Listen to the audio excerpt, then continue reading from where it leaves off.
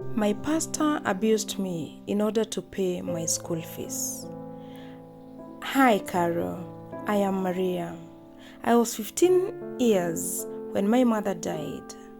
2 weeks after burying her, my father followed. It was like death was playing a cruel game with my heart, taking away everything familiar, everything safe. My world turned upside down. One day I was just a high school girl in Form 2, worrying about exams, and the next, I was an orphan. We had no relatives willing to take me in. My dad had quarreled with his siblings over land, and my mom's side wanted nothing to do with me. I stayed home for a term, and just when I thought I would drop out for good, our local pastor came home and spoke to the chief. He told everyone, as a church, we must take care of our own. I will help her. I cried when he said I will go back to school. He paid my balance and even bought me new shoes. His wife, a quiet woman who always smiled politely, gave me clothes. They took me in. They had a son older than me in campus and a daughter in class 8. At first, it felt like God had sent them to save me. But sometimes, what you think is salvation is just a more decorated hell. It started slowly. One night, about 2 months after I moved in, he knocked on the door of my room, the room they gave me. I remember it like it happened 5 minutes ago. He sat on the edge of my bed. "You're like a daughter to me," he said softly. "But I hope you understand that these things I'm doing for you are not cheap. School fees, food, clothes. It's not easy." I nodded. "Yes, Pastor." He smiled. "You are a beautiful girl. You know what?" I looked down, confused. He touched my chin. "Don't be scared. Just be good to me, and I will take care of you." That was the first time he touched me. He didn't force me that night, but something shifted. I didn't sleep. I felt like my stomach had turned into a rock. The second time, he came when his wife had gone to an overnight kesha. That time, he didn't just sit on my bed. He locked the door behind me.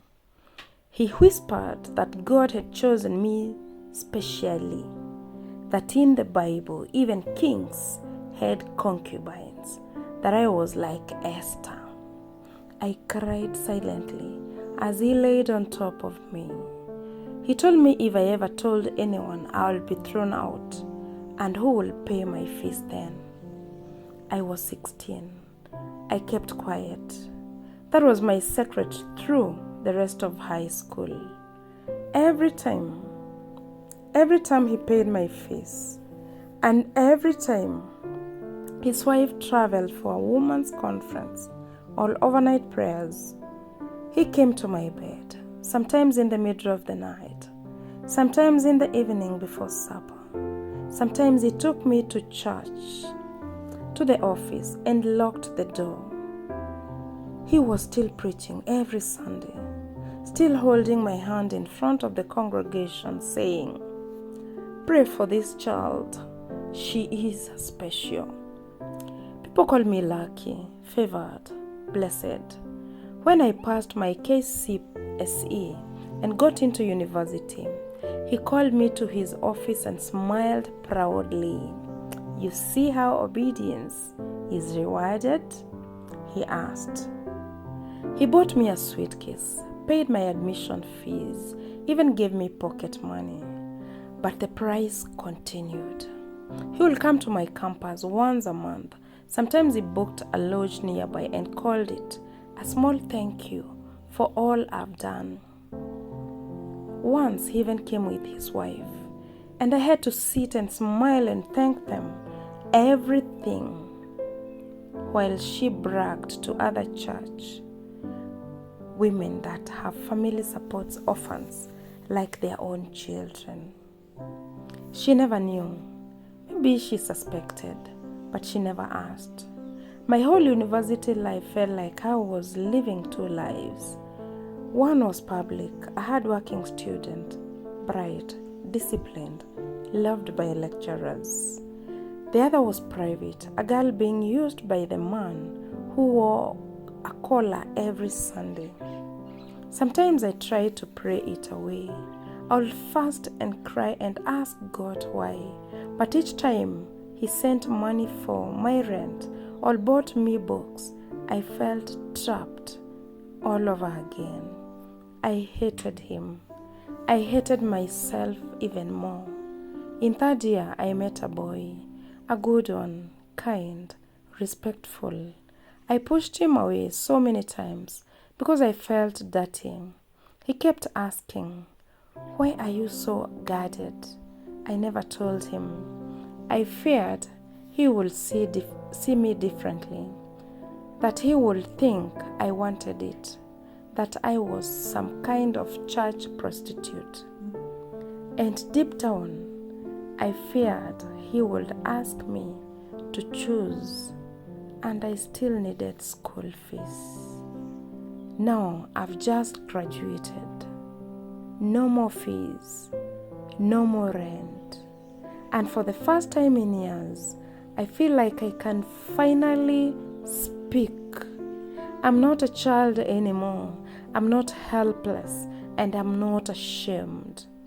He took advantage of my pain, my poverty, my silence. He hid behind God and used the church as his shield. I don't know if I will report him. Maybe one day, but for now, I just want to tell this story. To every girl who is being helped but deep down feels like they are being used, I see you. To every man who calls himself a pastor but abuses power, you are not a man of God. You are a wolf in a collar. To the quiet woman who turned a blind eye, maybe your silence is part of the pain. And to that scared 16-year-old version of me who cried into a pillow every night, you made it. You are free now. That is Maria's story. Thanks for sharing, Maria. You are brave. If you have ever been in a situation where someone in power took advantage of your silence, I want you to know you were never the problem. You deserved protection, not pain. Let's talk in the comment section. Write a comment for Maria and many other girls suffering in silence. And if you have a story you would wish to share with the world, my inbox is always open. And the email address is in the description.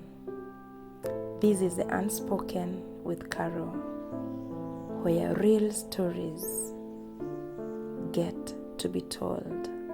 See you in the next story.